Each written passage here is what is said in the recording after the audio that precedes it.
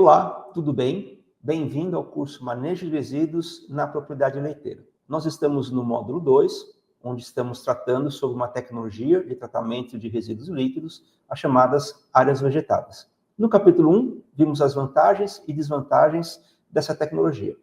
Nesse capítulo, nós vamos aprender um pouquinho mais sobre como dimensionar e implantar esse tipo de tecnologia. Bom, há 3 tipos mais comuns de áreas vegetadas. Quais são? As chamadas áreas vegetadas convencionais. Elas devem ter entre 1 a 5% de inclinação e ser nivelada de um lado a outro. A inclinação permite que o líquido se espalhe uniformemente por toda a área e flua ao longo do sistema. Bordas, valas, tubulações podem ser utilizadas para manter o fluxo uniforme. Um segundo tipo de área vegetada seria por irrigação, onde a distribuição do líquido é feita por um sistema de irrigação. Isso proporciona a aplicação mais uniforme do líquido.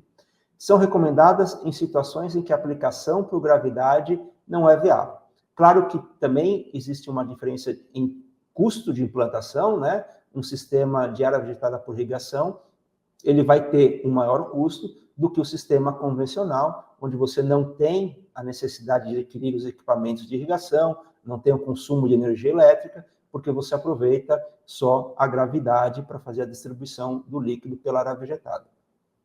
E um terceiro tipo de área vegetada é que nós chamamos de terraço, utiliza canais em terraços em áreas com declive acentuado, podendo ser de transbordamento, o líquido passa de um terraço para o outro por meio de cascata sobre o topo do terraço ou por drenos de plástico. E de serpentina. O líquido vai serpenteando a encosta através dos terraços. Importante dizer que essas áreas vegetadas tipo terraço não é para serem implantadas em áreas agrícolas que são terraceadas, certo?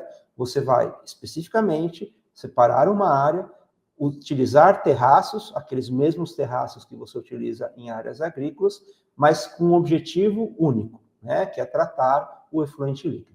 Então, esses são os 3 tipos de áreas vegetadas que nós temos. Certamente, entre esses 3, as mais comuns seriam a convencional e a por irrigação. Bom, quanto à locação da área vegetada, o que nós temos que considerar? A declividade do terreno, o ideal é de 1 a 5%.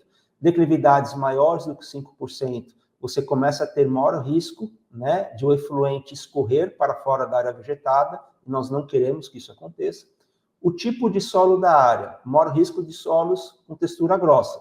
Então, solos de textura grossa, que são solos arenosos, têm maior poder de infiltração, de perda disso, maior risco de atingir o lençol freático e ser líquido. Então, o ideal seriam solos com uma característica mais argilosa. Localização das áreas, né? Não localizar essas áreas em áreas que já têm um histórico de serem úmidas ou terem problemas de inundação, principalmente na épocas de chuva, tá certo? Então, evitar esse tipo de localizar a área vegetada num local como esse. A direção predominante dos ventos, no verão e no inverno, porque, principalmente, se você tiver algum problema de manejo, começa a dar cheiro, algum odor, isso o vento pode levar, você tem um vizinho próximo e ele pode se incomodar, né? Então, sempre locar, pensando que os ventos não levem qualquer odor para uma área populacional. A profundidade do lençol freático, o maior risco, né, para profundidades menor que 3 metros, então o risco de contaminação das águas subterrâneas seria mais alto. Não locar em áreas que tenham algum afloramento rochoso, porque o solo vai ser muito raso. Não locar em áreas que tenham risco à erosão, né, porque você vai depreciar a sua área vegetada. Solos que tenham teor de fósforo de baixo a médio são os ideais, máximo aí de 50 ppm de fósforo. Solos com um teor de fósforo alto não seriam ideais para alocar essa área vegetada, porque eles já apresentam um indicativo de saturação por fósforo. E se nós queremos, um dos elementos que nós queremos retirar do resíduo líquido é o fósforo. Então, num solo saturado por fósforo, isso vai ser um problema. E também não alocar próximo a sistemas de fossas sépticas, ok? O correto dimensionamento, seleção dos tipos de plantas e a uniformização do fluxo de efluente são pontos críticos, né, quando a gente pensa na alocação e manejo das áreas vegetadas. Bom, no dimensionamento, considerar as médias mensais locais de precipitação e evapotranspiração e as características físicas e químicas do solo. Por que o regime de chuvas é importante? Então, em áreas que apresentam uma alta pluviosidade, principalmente nas épocas das águas, que vão ser aí primavera, verão, o solo já tende a ter um grau de saturação maior. Então, você está dispondo um resíduo líquido nesse solo. Então, em áreas, em regiões como essa, você tem que tomar mais cuidado, talvez optar por áreas vegetadas que tenham uma maior área, para que você não tenha problemas de escorrimento do líquido para fora da área vegetada. Antes da área vegetada, sugere-se o compartimento de retenção de sólidos, por um período mínimo de 36 horas. Vamos ver daqui a pouco do que se trata esse compartimento. A relação da área vegetada com a área que contribui para a geração do resíduo líquido deve ser de, no mínimo, 1:1, sendo o ideal 1:2. Então, vamos supor, se você tem uma sala de ordenha, que tem lá em torno de 50 metros quadrados de piso de área que você lava diariamente. Então, no mínimo, a tua área vegetada também vai ter que ter 50 metros quadrados para resolver o problema de tratamento desse resíduo líquido. Mas o ideal seria que, se a tua sala de ordenha tem 50 metros quadrados, que a tua área vegetada, para ser uma área de maior segurança, tenha no mínimo 100 metros quadrados. Relação menor resultará em um aumento da velocidade do escoamento. Relações mais elevadas proporcionarão tempos de infiltração maiores e, consequentemente, maior eficiência. Então, se há disponibilidade de área na propriedade, né, sempre optar por áreas vegetadas maiores, né, no mínimo o dobro da área de lavagem da sua sala de ordenha, para que você tenha um sistema de tratamento eficiente e com segurança ambiental.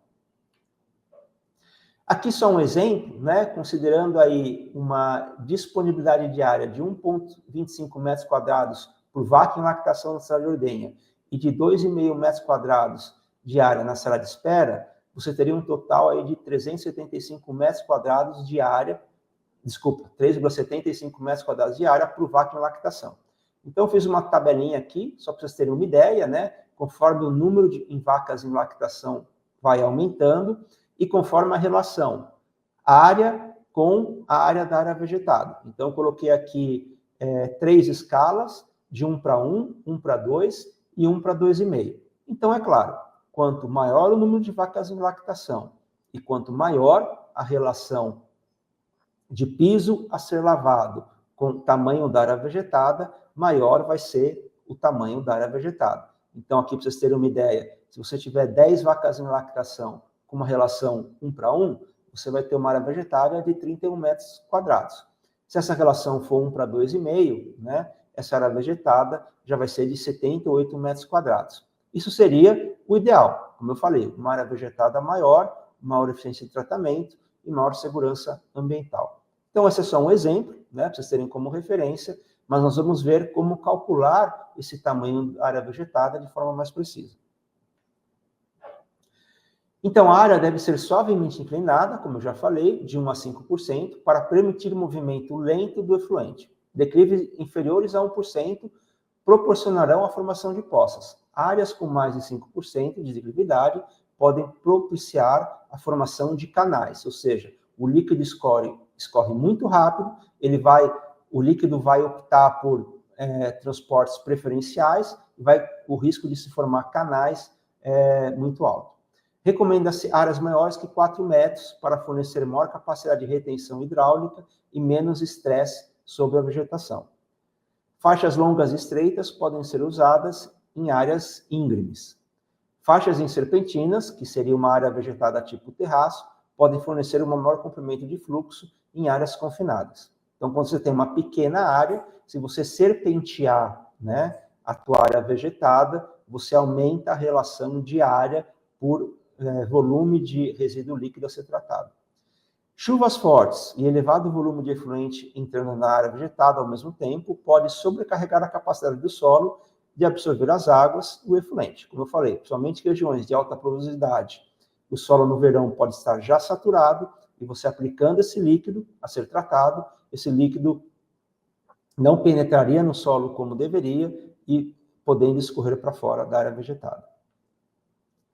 As formas mais comuns para se controlar a dosagem do efluente é por sifão, bomba ou aspersores de irrigação.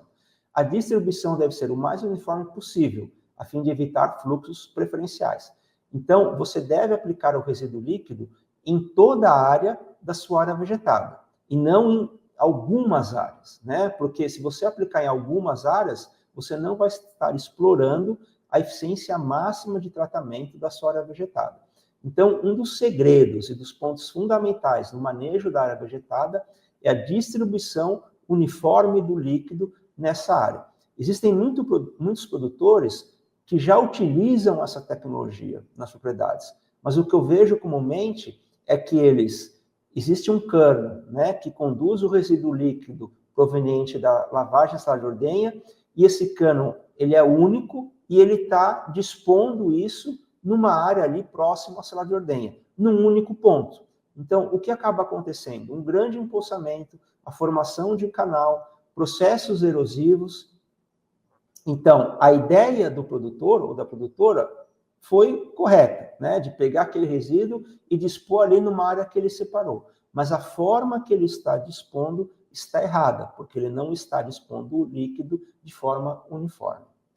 Canos furados colocados no sentido de fluxo são uma opção de maior risco, devido aos últimos furos estarem próximos da borda da área. Então, vocês imaginem você colocar vários canos no sentido do fluxo da área, né? A tendência é que no final da área vegetada ocorra aí um armazenamento de líquido e um possível risco de transbordamento para fora da área.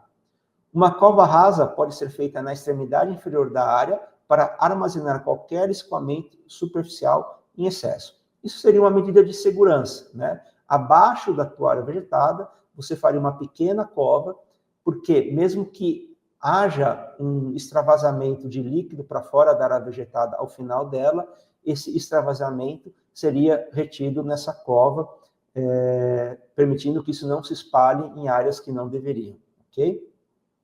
Normalmente, a área vegetada remove de 50% a 90% dos contaminantes do efluente.